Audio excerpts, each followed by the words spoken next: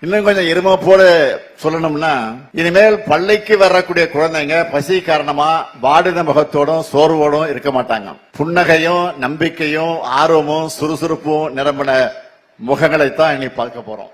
காலை உணவு திட்டம் தொடங்கப்பட்டதுல இருந்து நான் இதை க்ளோஸா மானிட்டர் பண்ணிட்டு வரேன். மாநில திட்டக்குழு மூலம் ஆய்வுகள் நடத்தப்பட்டு வருது. பசி இல்லாத நிலை, பிள்ளைங்க வயிறு நிறையுதுன்னு மட்டும் இந்த திட்டத்தை சிம்பிளா பார்க்க முடியாது. இதனால உணவுண்ணக்கூடிய பழக்க வழக்கங்கள்ல இம்ப்ரூவ்மெண்ட் வந்திருக்கு. பாசிட்டிவான பழக்க வழக்கங்களை வளர்த்துக்கிறதுல பசங்க ஆர்வம் காட்டுறாங்க.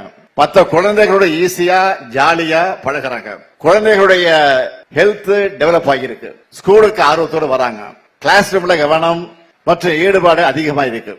வகுப்புல தோழமை உணர்வு மேம்பட்டு இருக்கு. இதெல்லாம் ஆய்வு முடிவுகள்ல நமக்கு தெரிய வந்திருக்கு. எதிர்பாராத பல நன்மைகளையும் இந்த திட்டம் ஏற்படுத்தி இருக்கு. காலை உணவை பள்ளிகளே வழங்குறதுனால ஒரு குடும்பத்தில் அம்மா அப்பா ரெண்டு பேருமே வேலைக்கு போறாங்கன்னா அவங்களுடைய பணிச்சுமை குறைந்திருக்கிறதோட குழந்தைகள் ஸ்கூல்ல வயிறார சாப்பிட்டு இருக்கிறாங்க என்ற நம்பிக்கையும் நிம்மதியும் வருது. அவ்வளவு டிசம்பர் 2023 முதல் டிசம்பர் 2024 வரை அரசு பள்ளிகள்ல குழந்தைகளுடைய ஆரோக்கியம் அதிகரிச்சிருக்கு.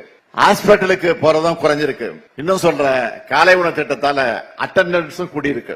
கற்றல் திறன்ல முன்னேற்றம் ஏற்பட்டிருக்கு. ஊட்டச்சத்து குறைபாடு குறைஞ்சிருக்கு. நோய் தொற்று வாய்ப்புகள் அதுவும் குறைஞ்சிருக்கு. இப்படி நிறைய பாசிட்டிவா இருக்கிறது ஆய்வு மூலமா நமக்கு தெரிய வந்திருக்கு.